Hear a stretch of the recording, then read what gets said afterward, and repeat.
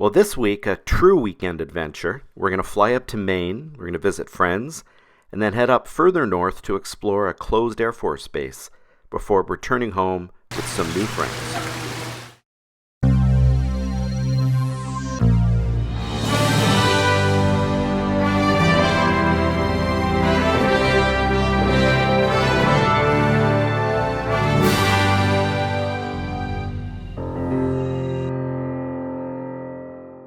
Loring was a strategically important Air Force base during the Cold War, and fellow RV-12 pilot Dave Valsic has arranged for a group of us to fly up to Loring on the event of its 25th anniversary of its closing.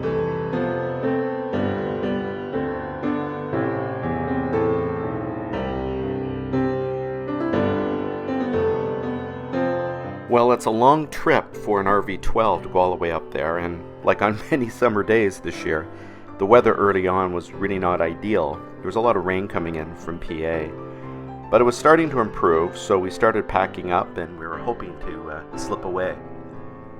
After 11 o'clock, and Jim and I have decided we're going to take a stab at getting out of here. The rain is pretty light and drizzly. Not really drizzly, it's really just spitting at the moment. And looking to the north, it looks a lot nicer and it's going to clear right up. So we're going to make a first stop for lunch at a place called Mansfield. A little bit different plan this morning than the original plan we're going to do. And then we'll decide there where our next stop would be, probably for fuel closer to Belfast. But we'll catch up later on that.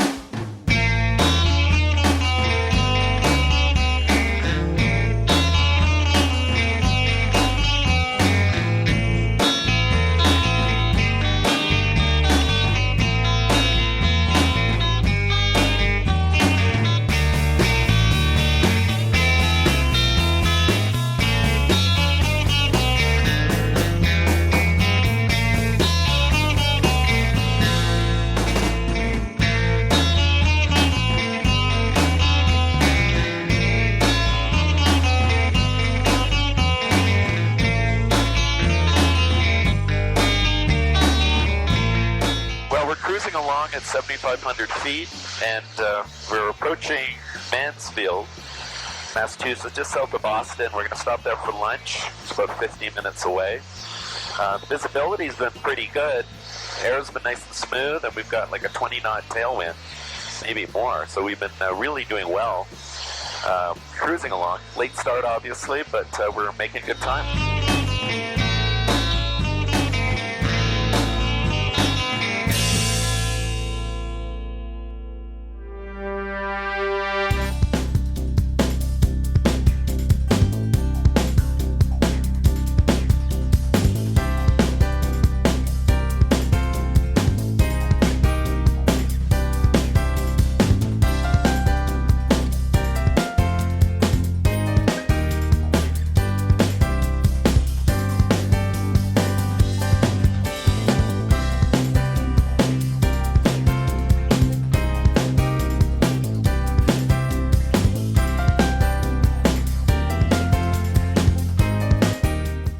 For our second stop of the day at Bethel Regional for fuel.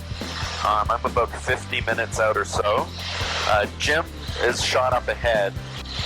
He talked to the Boston ATC to get through the airspace lower altitude. I decided to go high and just fly over, which turns out might not have been the smartest move. It is really windy up here. I've got a headwind of basically 20 knots, 18 knots. Of course, I'm only about 50 minutes out at this point. So it shouldn't matter, and I've got plenty of fuel to get there.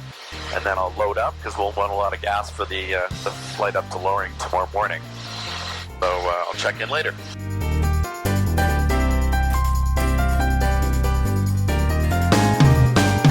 Minimums.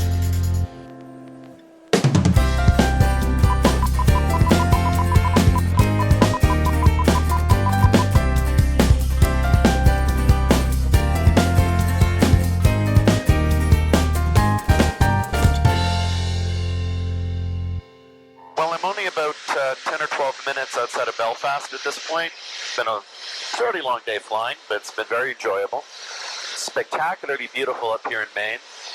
It was really neat bumping into Vlad back at Bethel, and pretty soon we'll be landing and settling in for the night, getting ready for the trip up to Loring in the morning.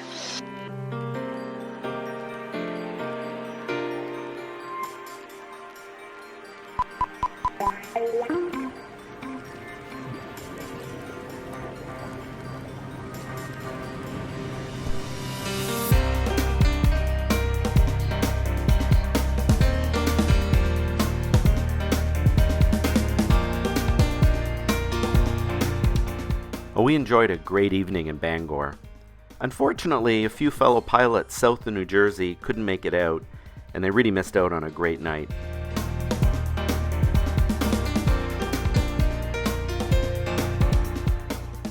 Well, David very generously hosted us out at his beautiful home on Branch Lake. When I think of Maine, I could not describe a more perfect place to be in late August.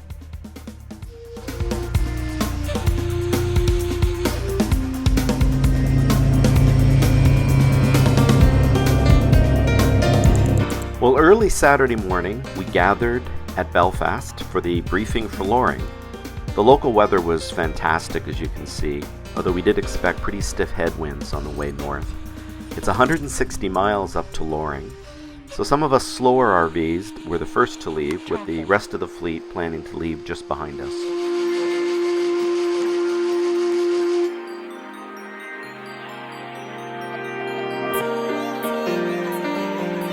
Traffic. Delta Victor turning to the north, number 1.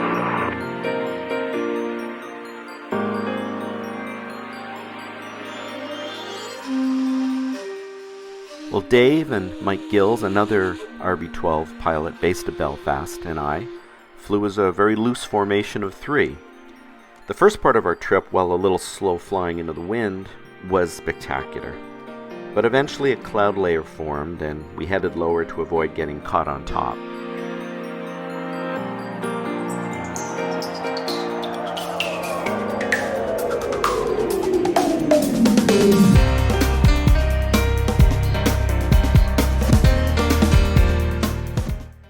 Well, Loring was built beginning in the late 1940s to house B-36 piston-powered bombers.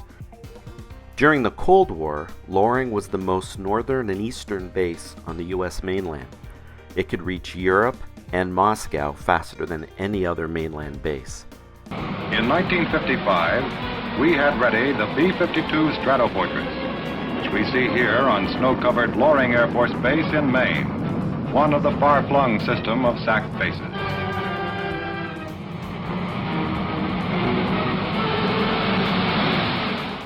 Well, despite the northern location, B-52s needed to be fully operational throughout the entire year, and nuclear bombs were stored in bunkers with security in the same area.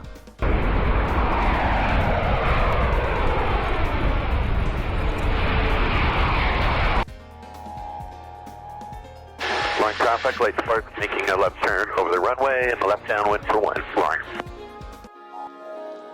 And Loring traffic, RV7 Charlie, whiskey is down and clear.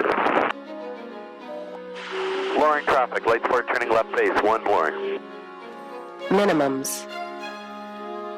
Light sport final, Loring 1. Hey Brett, I just did a half lap.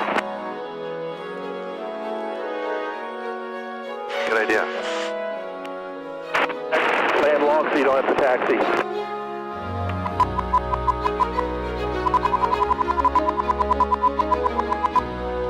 Way to fly, Brett, long. Really squirrely winds here. Careful, Mike.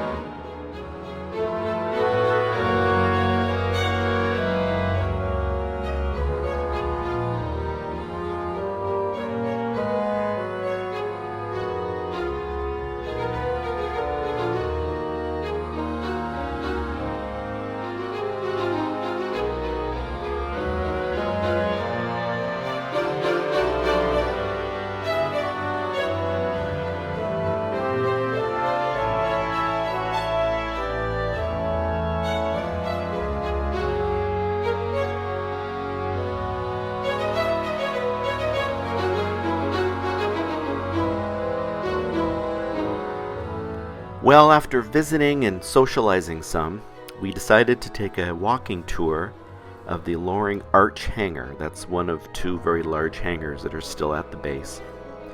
The hangar was built between 1947 and 1949, and at the time it was the first of the two largest monolithic arch roof structures built, apparently in the entire country.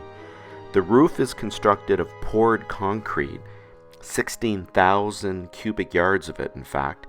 Cement pours were done by 80-man shifts over 1 to 2 days, and apparently they began in June 1948, and the whole roof was poured by September.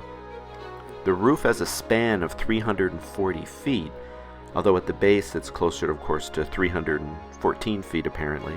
In the middle of the floor, the roof is 90 feet high.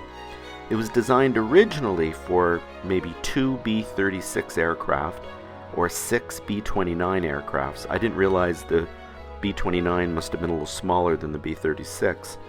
We also understand that when the base was upgraded to B-52s, they could fit at least 3 of those inside this particular hangar. Loring traffic, flight of 2 RVS models taking the active, runway 1, staying in the pattern. Loring. That's a good altitude there. We'll just hold this. Okay, be 1,000. Well, after our short tour, we decided to do an impromptu flyover of the small crowd that was assembled at the museum, and then head back down to Belfast. I probably had enough fuel to make it back to Belfast, but the 3 RV-12s decided to stop at Millinocket and top up our tanks.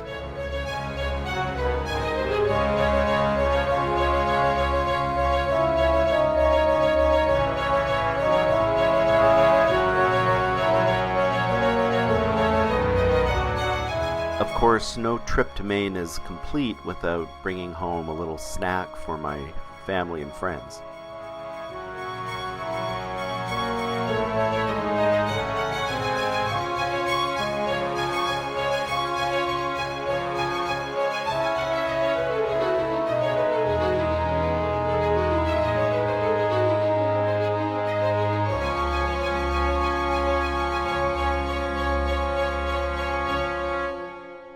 Well, I'm less than an hour from arriving back at Sky Manor with my passengers in the back, and the flight's really been good. Under 3 hours, I think, should be.